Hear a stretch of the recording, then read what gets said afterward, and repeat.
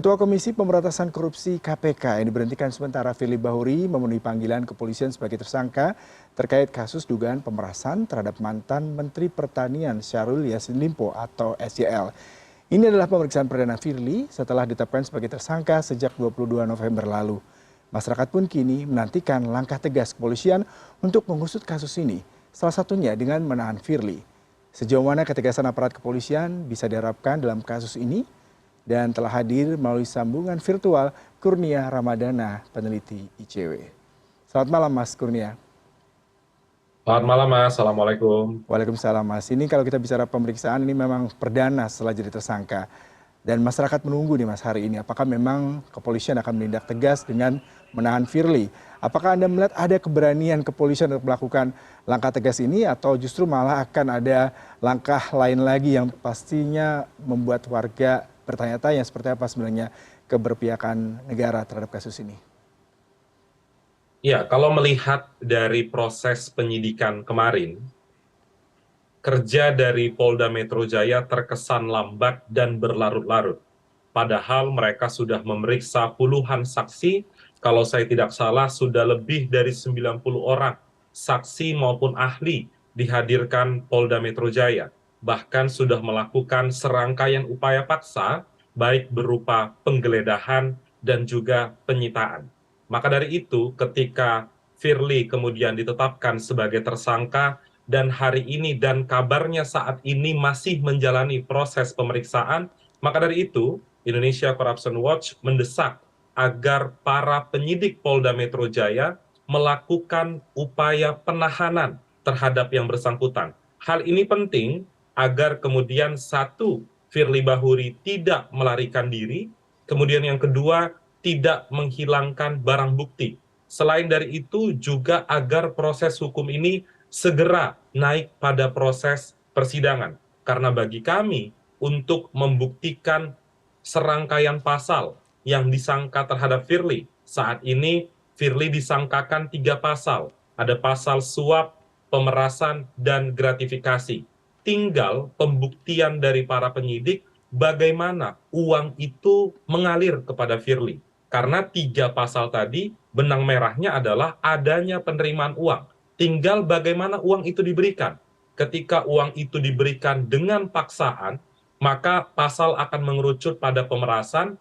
Jika pemberian itu diberikan tanpa konteks, maka pasal itu akan masuk pada gratifikasi. Dan jika ada konsensus di antara pemberi dan penerima, maka Firly akan dijerat dengan pasal suap. Bagi saya, pembuktiannya tinggal hal tersebut. Oleh sebab itu, tidak ada pilihan lagi bagi Polda Metro Jaya untuk tidak melakukan proses penahanan terhadap Firly. Demikian, Mas. Dengan 3 pasal tadi ya, salah satunya gratifikasi, kemudian juga adanya pemerasan. Tapi kenapa ini berlarut-larut ya? Sebenarnya pemeriksaan ada 99 saksi, kemudian Firly juga sudah berulang kali diperiksa, bahkan 2 kali mangkir dari pemeriksaan. Apa ya sebenarnya yang menjadi sebuah keengganan pihak kepolisian untuk memberikan sebuah tindakan atau langkah konkret untuk menahan Firly atau bisa memberikan sebuah kepastian hukum terkait Firly ini sendiri? Ketika proses penyidikan ini terlalu berlarut-larut, saat itu kami meminta agar Kapolri turun tangan, bahkan memberikan tenggat waktu kepada Polda Metro Jaya. Jika dalam hitungan sekian hari Polda Metro Jaya tidak mampu melakukan penetapan tersangka kepada Firly, kami mendesak kepada Bareskrim Polri untuk mengambil alih proses penyidikan. Namun saat ini Firly sudah ditetapkan sebagai tersangka, oleh sebab itu supervisi dari Kapolri pun tetap dibutuhkan.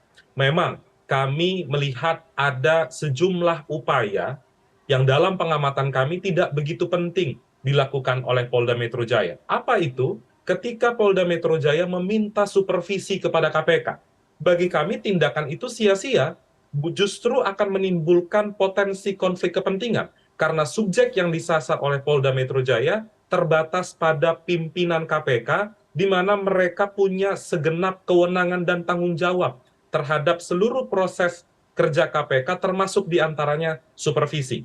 Selain dari penahanan terhadap Firly, kami juga mendorong agar Polda Metro Jaya menelusuri lebih lanjut pertanyaan reflektifnya adalah apakah hanya Firly seorang pimpinan KPK yang disinyalir menerima uang dari pihak yang sedang berperkara, dalam hal ini Syahrul Yassin Limpo. Oleh sebab itu, penting bagi penyidik Polda Metro Jaya untuk memperlebar cakupan penyidikan. Itu yang pertama. Kemudian yang kedua, kita tahu sempat mengemuka pemberitaan berkaitan dengan uang sewa rumah di Kertanegara disinyalir tidak dimasukkan dalam LHKPN.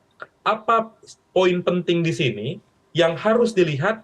Firly saat ini sedang disangka dengan salah satu pasal, yaitu pasal gratifikasi. Oleh sebab itu, maka proses penyidikannya juga harus diperluas dengan bekerja sama dengan Pusat Pelaporan Analisis Transaksi Keuangan. Apa tujuannya? Untuk melihat aliran transaksi, baik ke rekening Firly maupun orang sekitar Firly. Maka pertanyaan lanjutannya adalah, apakah hanya aliran dana dari Syahrul Yassin Limpo yang saat ini sedang diproses oleh Polda Metro Jaya yang diterima oleh Firly, atau ada pihak lain?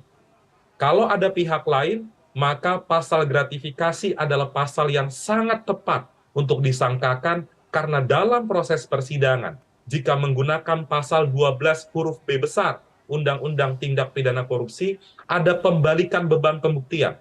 Firly di dalam proses persidangan harus bisa membuktikan bahwa harta kekayaan yang disinyalir dari praktik kejahatan diperoleh secara benar. Kalau tidak bisa dibuktikan, maka harta kekayaan itu bisa dirampas untuk negara. Demikian, Mas. Baik, berarti dari 3 variabel tadi sepertinya masih sangat relevan dan related, karena tadi pembuktian, kemudian juga adanya transaksi sewa rumah, adalah gratifikasi ya Mas. Karena mengingat memang transaksi pemerasan, kemudian juga adanya beberapa variabel lain itu saat ini masih dalam penyidikan. Dan yang paling tadi Anda katakan sangat transparan adalah sewa rumah oleh salah satu pemilik pusat hiburan di Jakarta terkait dengan gratifikasi seperti itu, Mas. Iya, bahkan bisa juga untuk membuka potensi penyelidikan terkait dengan indikasi pencucian uang. Mengapa? Karena psikologi pelaku kejahatan. Jika mereka menerima aliran dana yang berasal dari tindak pidana korupsi, sudah barang tentu dia akan berupaya semaksimal mungkin untuk menghilangkan jejak agar tidak terdeteksi oleh aparat penegak hukum. Misalnya, membelikan barang, menyembunyikan, mengubah bentuk. Ketika itu terjadi terhadap Firly, maka dia juga bisa ditambah dengan jerat pidana yang diatur di dalam pasal 3 atau pasal 4 Undang-Undang Anti Pencucian Uang. Jadi ada sejumlah pekerjaan rumah yang harus segera dikerjakan oleh para penyidik Polda Metro Jaya, tentu atas perhatian dan pengawasan yang ketat dari Kapolri itu sendiri. Demikian, Mas. Terakhir, kalau ternyata malam ini Firly melenggang keluar dari pemeriksaan tanpa ditahan, apa yang akan dilakukan oleh ICW? Tadi selain rekomendasi untuk meminta Polri sendiri ikut tidak hanya mensupervisi, tapi juga melakukan action yang lebih konkret terkait hal ini.